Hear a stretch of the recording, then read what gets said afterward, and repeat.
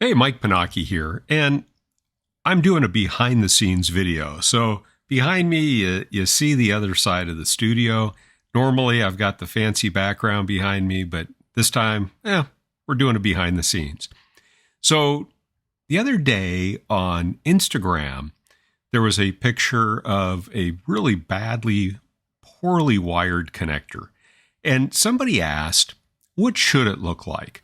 So what I want to do is just very quickly go through some examples that we use in class when we're doing the CCTT copper training of connections that have problems.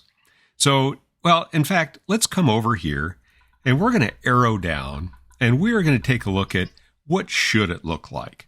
So we're going to start with the Cat6 permanent link good. Now, when we run a copper test, one of the very first things that happens is the tester goes in and checks the wire map. So here we can see that number one, we've got the T568A wiring configuration, and everything is good. One's wired to 1, two's wired to 2, 3 is wired to 3. That is great. We get a pass for that. We get that green check mark. So let's take a look at some cases where, maybe this didn't go so well. And the first one we're going to take a look at is some open pairs. So I'm going to tap on that.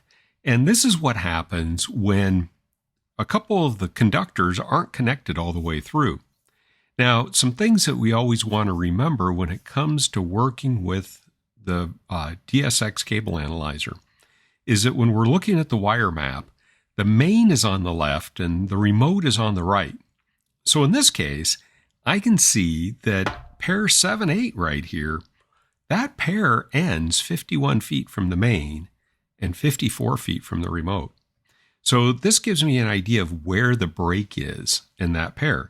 So this would be a case where, maybe a connection, gigabit wouldn't work here, but 10 or 100 meg would.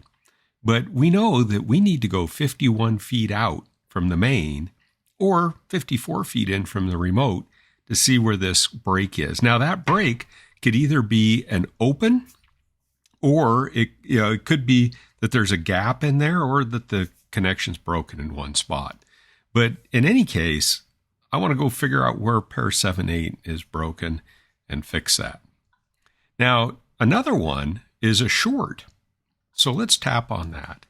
So in the case of a short, here we can see that pair 4-5 is shorted together at 53 feet. Now, that tells me where that short is, and that distance is measured from the main. So I want to go out 53 feet from the main to figure out where this problem is. So, when it comes to troubleshooting shorts, it tells us where it's at. Now, these are both problems where we can tell where the problem is. In some cases, we have things like rolled pairs. Now, this is where somebody didn't follow the proper wiring standard, and they got the pairs reversed on one end. Now, this would be a case of a problem where we can't tell exactly where the problem is. Now, the problem, somebody miswired one end or the other, but the tester's unable to tell where that is. So what I would do in this case is I would take a look at my end and see if it's wired correctly or not. And if it isn't, the problem is most likely on the other end. Let's go back. This is one of my favorite. I love this one right here. This is split pairs. Now, split pairs is where somebody didn't follow the T568A or 568B wiring code when they hooked this up, and they got the pairs continuity-wise connected, but they're going to have all kinds of crosstalk.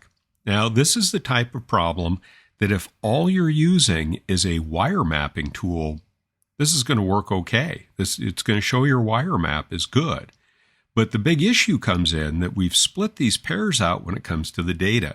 And the key thing here, and we're going through the performance results is outside of the scope of this video, but if I tap on performance, our near-end crosstalk is absolutely through the roof. Anytime we see a negative, that's bad. And when we see a negative that big, that's really bad. So in this case, a wire map tool would tell us this is okay, but when we hooked up a computer to try and run it, we'd see all kinds of errors on that connection. So we're going to go back. Another one, yeah, we don't see them as much as we used to, and that was a crossover cable. And a crossover cable was where we were hooking a 10 or 100 meg switch to another switch, and it wasn't doing auto MDI, MDIX. And so in that case, we had to actually use a crossover cable. Here, we've got these two pairs crossed over for our data. We definitely want to replace a cable that had that kind of problem. So those are some of the issues that we see when it comes to pairs being wired correctly and incorrectly when we're taking a look at the results on the DSX CableAnalyzer.